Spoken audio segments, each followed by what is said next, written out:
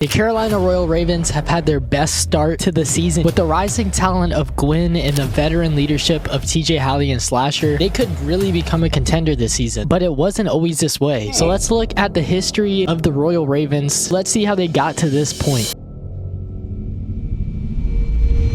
When the Call of Duty League was announced, the Royal Ravens joined, but they were not located in Charlotte. They were located in London. Being one of two overseas orgs, they had Paris Legion as well. And they first graced the CDL stage in 2020, carrying the hopes of UK Call of Duty fans, picking up the roster of Wuskin, Scraps, Dylan, Jerd, and Rated. There was even some more excitement around the team because Vicstar became the co-owner, and it brought a bunch of new fans to the Call of Duty League. Now, the London Royal Ravens were expected to be a mid-tier team in the CDL, and after winning one match and losing their others, they went into their own home series during the Modern Warfare season with some uncertainty. One thing is certain is the UK crowd is unmatched. Their support for the team was unforgettable.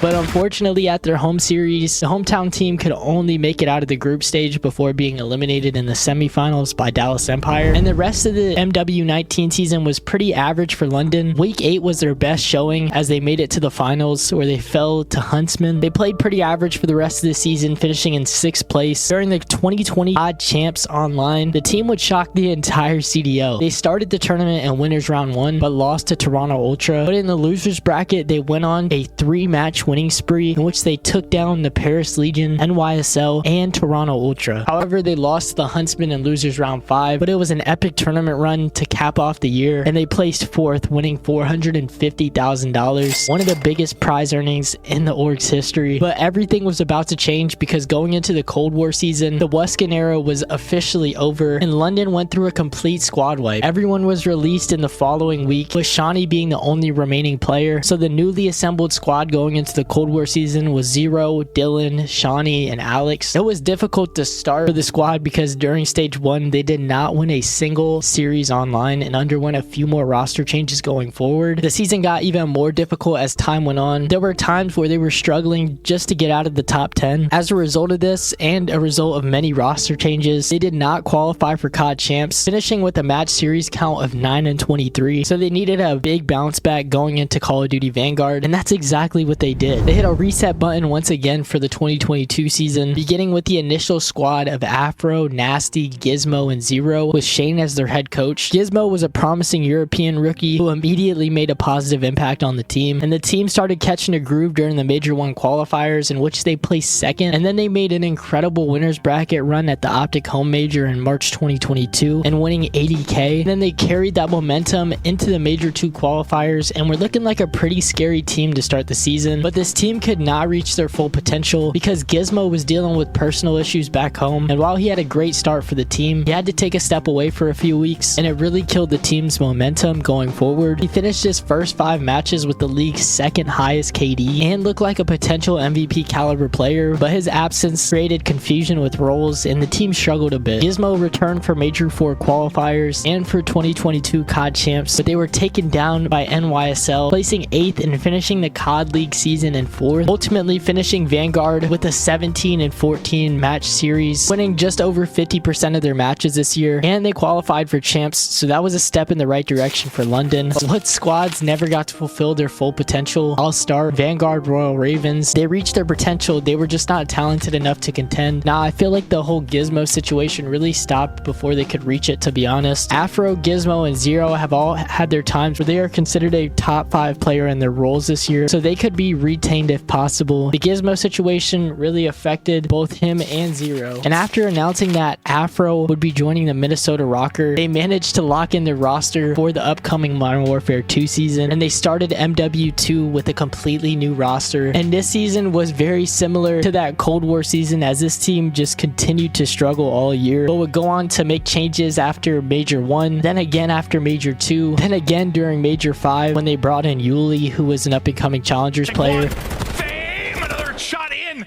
Comes down to Yuli in Afro.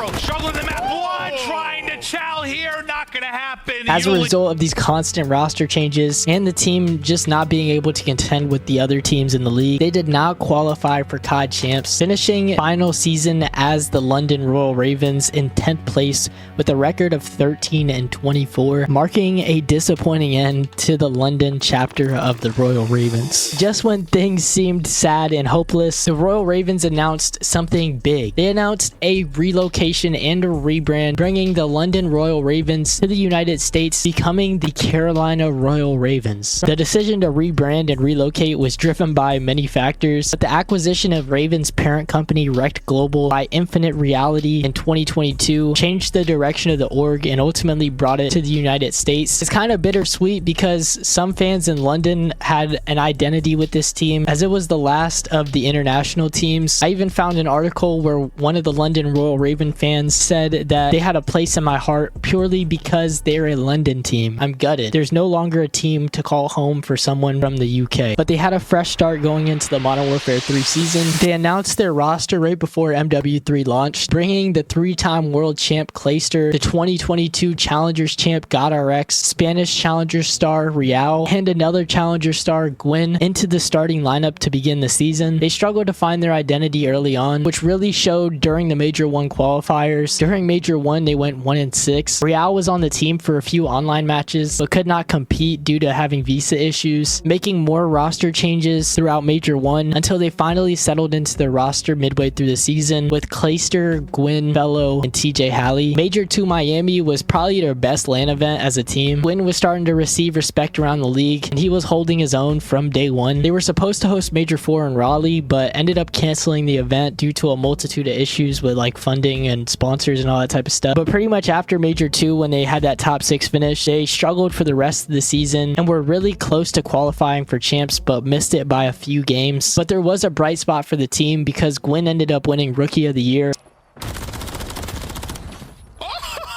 It's gunny for Gwen!